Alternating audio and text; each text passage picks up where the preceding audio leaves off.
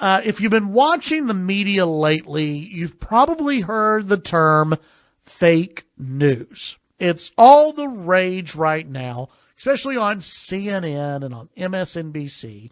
And the reason you keep hearing the term fake news is because there are many within the liberal media who, number one, they only want you to get their news from CNN, MSNBC, ABC, CBS, and et cetera. They don't want you to get news from Fox. If they could call Fox fake news, they would.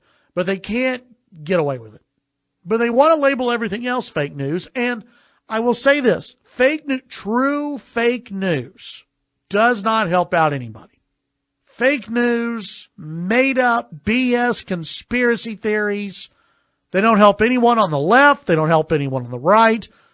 And I wish some of those stories would go away. And listen, I get people who send me stuff all the time that I know is fake. I know is false. But it comes from a website that looks like it could be real. So I just say that research, if you see something, that may not come from what is always deemed a reputable website, just do an extra little research and see if it's real or not.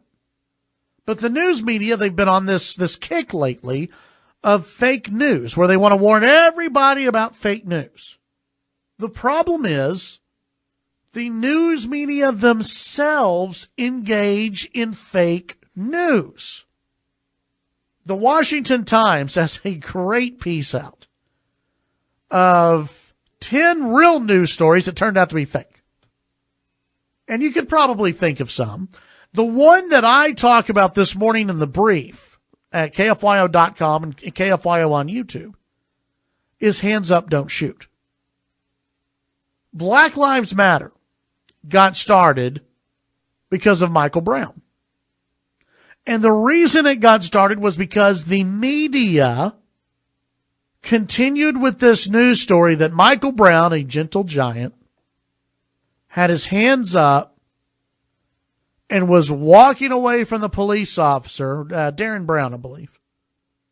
And he was saying, don't shoot. And Michael Brown was gunned down by a white police officer.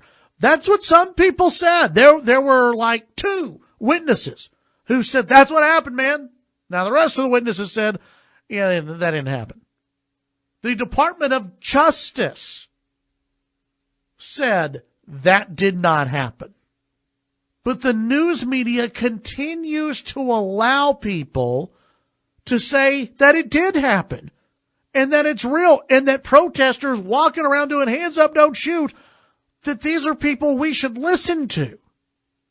Last year, there was an article from Newsbusters, and this was last year, that over the course of so many months, where you had people going around, you had members of Congress. Remember this? Members of Congress doing hands up, don't shoot. You had people on CNN, anchors, hands up, don't shoot, even though the Department of Justice had come out and said that didn't happen.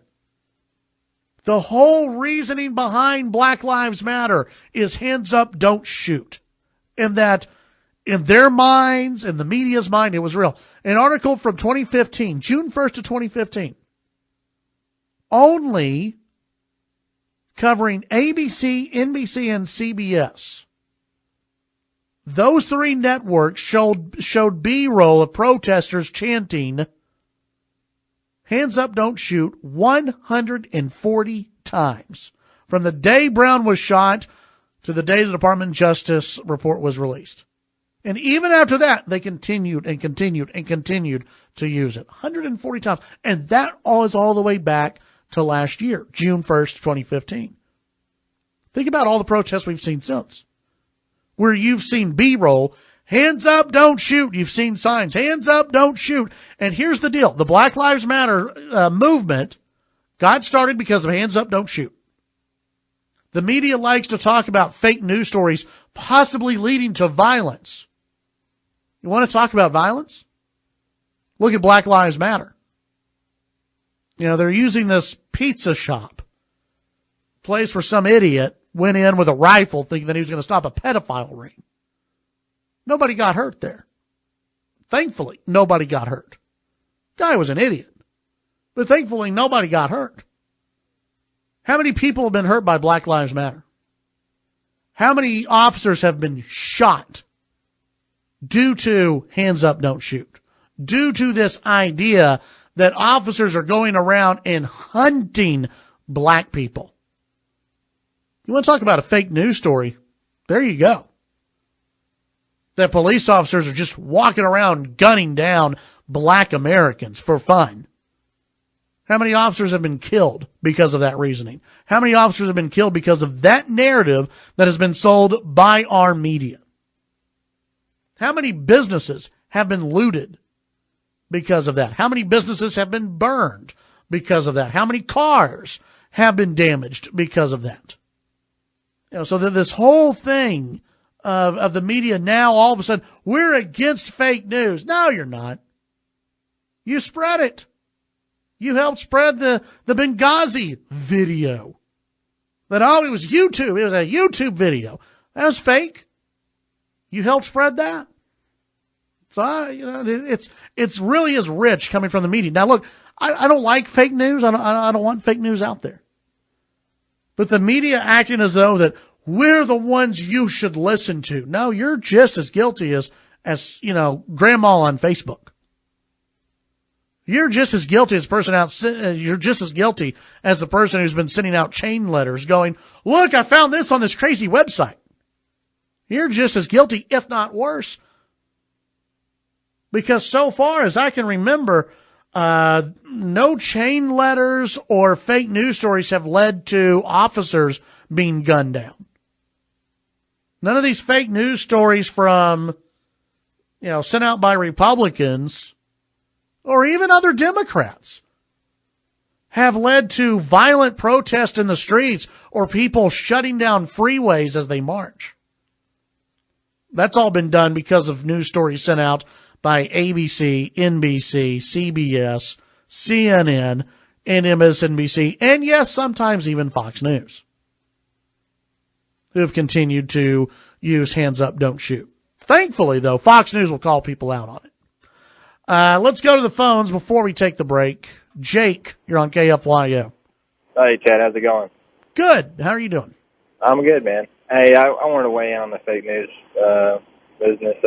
I think that, your point about hands up, don't shoot was great, and I think that there's more to it though. I think it's more about because fake news isn't a new thing. Like, this has been going on for years and years. I mean, forever. Like, fictitious news stories have been published even before the days of the internet. But I think what we saw with this election, it has a lot to do with Donald Trump going around the media and using Twitter to communicate directly with people. So that, combined with the, all these other outlets, the alternative outlets coming up, has broken the traditional media's monopoly on news. So I think that fake news, this concept of fake news is just a convenient label to throw at anybody that's not them, to discredit them. Yeah. And perpetuate their own monopoly, or try to reestablish their own monopoly on what's considered news. Yeah, they want to seem like the source, that they're the source. You should listen to, Donald Trump needs to be coming. He doesn't need to be on Twitter. He needs to come to us. We are the news. You know what? The news has sent out a lot of fake stories before, and they've perpetrated a lot of lies. And by the way, when they knowingly collude with Democrats and with Democratic campaigns, I'm just fine with Donald Trump sending out tweets if he wants to.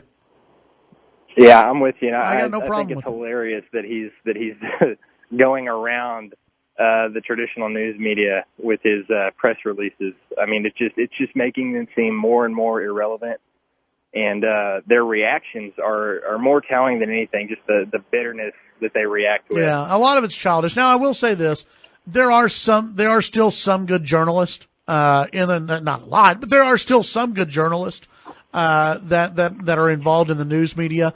And I'm not on the Sean Hannity bandwagon where I'm saying get rid of the news media, that they don't need to question Donald Trump. There should always be people questioning our leaders. Oh yeah, absolutely. But I want them to do it fairly. You know, I want him to do it fairly, and I want good journalism done. And maybe eventually we'll see some of that. Couldn't agree more. All right. Thanks. Appreciate it, man. Thanks, Chad.